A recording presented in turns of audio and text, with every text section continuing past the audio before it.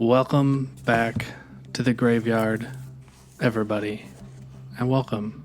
If this is your first time, I'm gonna draw, and there's not much that you can do about it unless you turn the video off, and that's fine. I was debating on what to draw earlier today, but the spirit moved me. I just posted a video yesterday and I was like, I can just take the whole day off. And yet the spirit moved me. And the spirit moved me right down into this mum. Some people call it a chrysanthemum. Some people call it a mum. Just don't call it late for dinner, if you know what I mean. Yeah, I wasn't 100% sure where I was going to go with this. I knew I wanted to use watercolor again. I also knew that I wanted to use some colored pencil, and that I almost forgot to, and then I thought I was finished, and then I was like, oh dang, colored pencil. So I'm glad that I remembered, because I think it really added a lot, and I'm excited for you to see it. When I was drawing this graphite shading that I was doing, it looked nice. I think if it was just like a pencil drawing, I would have been fine with it too. But, you know, we're trying to bouge it up a little bit, make it a little fancier. And by the end, I probably didn't need to do this shading. I think the way I was thinking about it, I was just going to do a light watercolor over top, even though I just told you that I wanted to use colored pencil. But remember, I also said that I forgot about the watercolor, I forgot about the colored pencil. So I thought that because I was going to do this like just a little watercolor wash, I figured the graphite would kind of hold. I'm sure it adds a little bit, but I ended up going over pretty much the same spots, but with different colored pencils that kind of help push those kind of color values and warms and cools. But I really like how mums are super fun to draw. You just kind of start with your little circles and then you kind of shape them up, and they just have such a wacky look and they have so much movement. I really enjoy, you could draw them really big, you could draw them kind of smaller. I enjoy drawing them for sure. Could always do like a slowed down tutorial if you want, but I feel like you can kind of see how I go about it. I start with that circle in the middle, then kind of decide the direction, and then I kind of just do a series of small circles that work out to where the petals are. And then once I kind of have the first one down, I kind of can pick the direction from there. Here I'm trying to figure out what I want the leaves to be. The leaves are probably one of my favorite parts about drawing botanicals. Leaves can have so much characteristic that I think it's a really fun way to add movement and flow. They also you can have so many different shapes and sizes and like fullness and direction. So I think there's just a lot of good things that leaves can do when they're done well, which I try to do. I was trying to decide how gnarly I wanted these leaves to go, so I was kind of playing with them at first and just figuring out the way that I wanted them to lay underneath, because leaves can always be a framing device, and the more you can use them, or at least the way I think about it, the more I can use them as a framing device, the more it kind of pushes the flower forward and gives it kind of that good feeling. I am able to pour water into this small dish without spilling it this time, which is very exciting. This was the kind of base color that I wanted to use in the flower. It's been kind of cold lately, so we're having a false winter, false spring. It just snowed, even though has been like 50 and 60 lately. But that's the northern Midwest for you. So I kind of wanted to use these cooler colors, and I'm glad that I ended up going back in with some warmer colors with the colored pencil, just to kind of push the colors, the color value and like the warmth. There were a lot of things that kind of felt too cool, so sometimes you kind of have to play around and push things back and forth with how warm and cool they are. And I was going to kind of use these as shading, and I end up going back and doing some colored pencil to kind of shade them. But once I lay this Payne's Gray down, it feels really nice.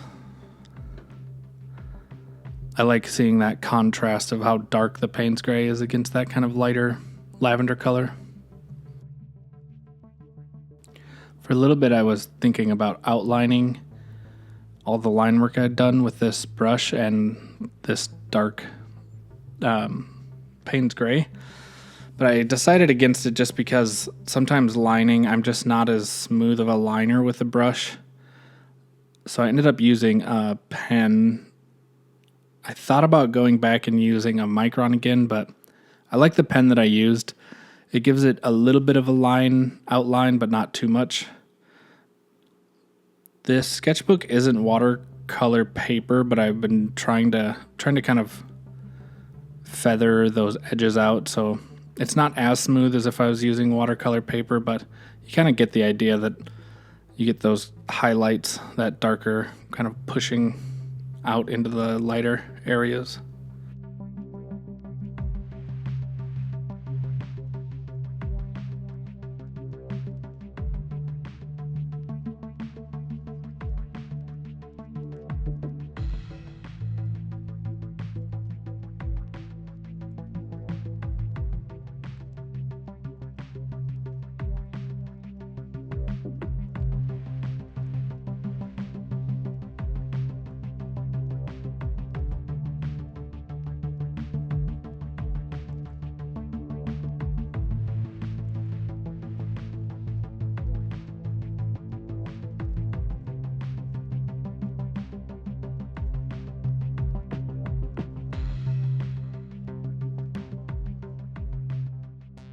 Like I said, I'd originally thought that I was going to do this in pencil and watercolor, and once I made the watercolor nice and dark, the pencil felt a little too light, so I just wanted a little bit of that line work in there to set things apart.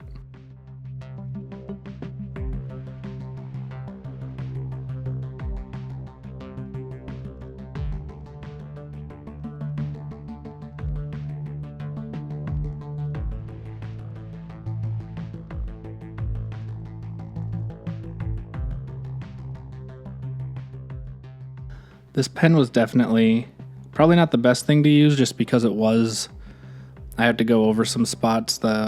Between the pencil and the watercolor, it was not leaving as wet of a mark as it would on just clean paper. And I think if I was really worried about exactly how smooth and precise the line work is, I would have used a Micron, but this worked well enough. I kind of wanted a little bit of that sketchy kind of naturalist feel. Along with that watercolor sketch. I like a good, loose but well-constructed sketch, and I feel like when I'm working in my sketchbook, that's always what I'm trying to create, is that vibe, It's all about the vibes. Sometimes it's about play, just figuring stuff out, but all in the name of vibes, right? I really debated about going back into these leaves and kind of inking in the veins of the leaves, and I ended up going back over it with the colored pencil.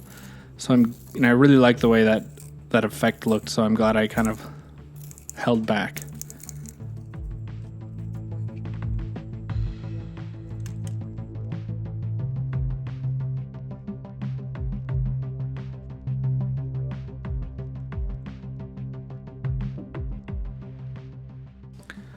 I didn't get it captured, but I did go on the underside of these petals, and I put a green, reflective light? So it's like the light shining onto the green and it's bouncing onto the backs of the petals. That's probably my favorite effect in this drawing. It just gives it that little bit of, I don't know, it feels exaggerated, it feels very illustrative, but at the same time it feels kind of realistic. I don't know, it's fun. So here I kind of trying to accentuate those lines going back, those vein lines in the leaves. Kind of whipping those lines out. I don't want them to be too bold. I want it to be subtle, so I think that's kind of a fun effect when it's not quite there. Just that little bit of detailing. So I end up using the same gold color to highlight the parts of the flower. I was just kind of thinking about, I was going to try to find another color, but I was just thinking about how gold and purple are complementary. So I was like, why not just play around?